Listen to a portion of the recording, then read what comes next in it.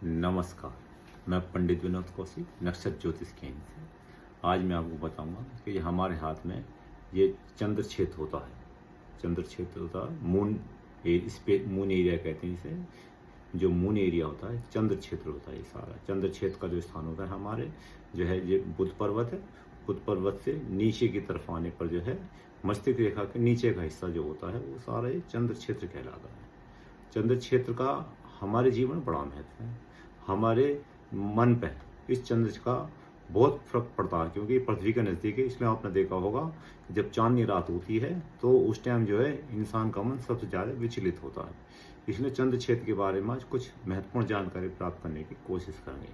जो चंद्र क्षेत्र होता है ये यदि बिल्कुल अनुपस्थित हो, यानी ये वाला पोर्शन बिल्कुल फ्लैट हो, दबा हुआ हो, तो उसे अनुपस्थित चंद्र क्षेत्र माना जाता है।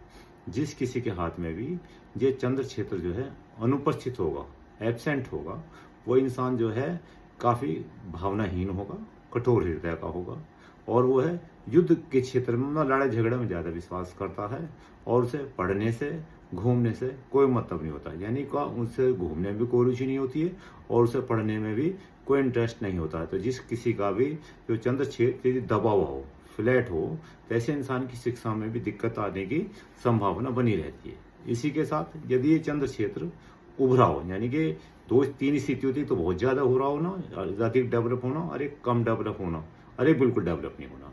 अब बात करेंगे यदि जो बिल्कुल मतलब कम डेवलप हो, मतलब विकसित हो लेकिन अधिक ना हो। यदि चंद्र क्षेत्र हमारा विकसित है, यानी कि उभरा हुआ है थोड़ा सा, तो ऐसा इंसान जो है रसिक मिजाज का होता है, कल्पनाशील होता है, कलात्मक क्षेत्र में भी होती है। पर ऐसे इंसान में जो है आलकस बहुत बड़ा होता है। यदि उसका थोड़ा सा बड़ा क्षेत्र हो तो उसको में आलकस बहुत बड़ा रहता है, और वो जो है सपन कल्पनाओं में ही खोया रहता है। यानी कि वो अपने जो उसके विचार हैं उन्हीं विचारों में खोया रहता है, बिना मेहनत करे वो पाने की कोशिश करता है। ऐसे इंसान को जो है प्रेम क्षेत्र में काफ़ी इंटरेस्ट होता है, पर उसका दुख का कारण भी वही प्रेम क्षेत्र होता है। तो इसलिए जिस किसी का ये नॉर्मल उभरा हुआ, सामान्य उभरा हुआ चंद्र क्षेत्र है, तो उसे जो है थोड़ा सा अपने मन पे, विचारों पे काबू पाना चाहिए, क्योंकि नहीं तो यही जो उसके दुख का मूल कारण बनता है। इसी के साथ यदि ये बहुत अधिक उभरा हुआ चंद्र क्षेत्र हमारा ये बहुत अधिक उभरा हुआ है, तो ऐसे इंसान जो है मतलब सच्चाई से, वास्तविकता से दूर होता है और कल्पना की दुनिया में ही घूमता रहता है। तो इसलिए जो है, और जो वो है किसी भी काम में उसका जो है मन नहीं लगता है, यदि अत्यधिक जो है हमारा चंद्र क्षेत्र उभरा होता है, वास्तविकता से दूर होता है वो। और इसी के साथ में यदि चंद्र क्षेत्र उभरा हुआ है और हमारे शुक्र क्षेत्र है, वीनस क्षेत्र जो है ये भी उभरा हुआ है, तो ऐसे इंसान जो है व्यभिचार में, यानी कि वो जो है गलत कामों में जो है गलत संगत में पड़ कर उल्टे सीधे काम करता है, और औरत की प्रति जो उसका काफ़ी जो अट्रैक्शन होता है। इस वजह से उसे जो समस्या आने की संभावना बहुत बनी रहती है।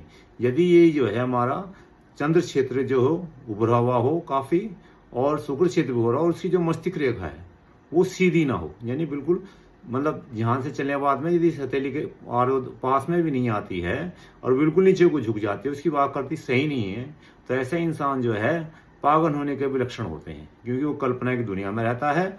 सच्चाई से उसका सामना हो नहीं सच्चाई से सामना होता तो घबरा जाता है। इसी स्थिति में जो इंसान जो है पागल भी हो जाता है, क्योंकि वो इस अवस्था में क्या होता है, वो जो है सम्मान तो उसे मिलेगा, यश तो मिल जाएगा, लेकिन पैसा और शांति से नहीं मिलती है। जब पैसा और शांति नहीं मिलेगी तो इंसान जो है मतलब होपलेस हो जाएगा, डिसअपॉइंटमेंट होगा, निराशजनक होगा, इससे वो पागलपन के लक्षण होने शुरू हो जाएंगे। इसी प्रकार यदि जो है हमारा ये जो चंद्र क्षेत्र है, मून स्पेस है, यदि हथेली से बाहर की ओर झुका हुआ हो, तो ऐसा इंसान बहुत ही ज्यादा व्यभिचारी होता है।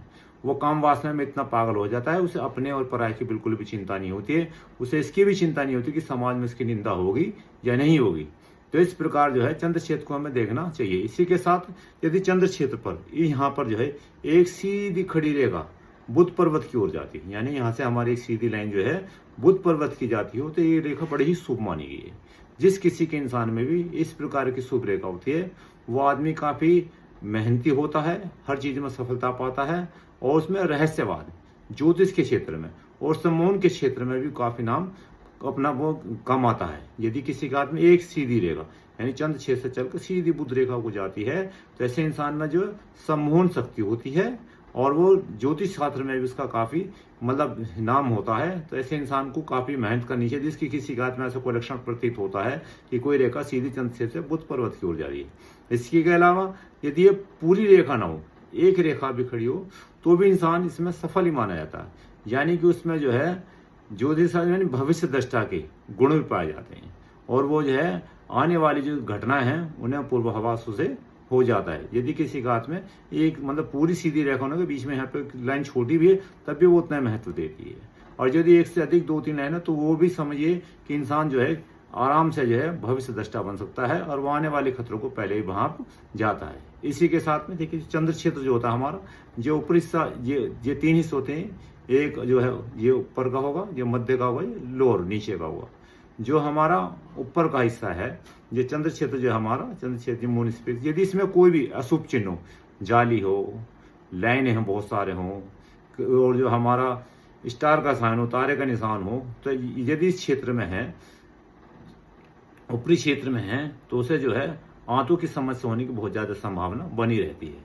और यदि यही निशान जो है हमारे मध्य क्षेत्र में होते हैं तो ऐसे इंसान को गठिया का रोग, गठिया कहते हैं, उसके रोग होने की बहुत अधिक संभावना बनी रहती है।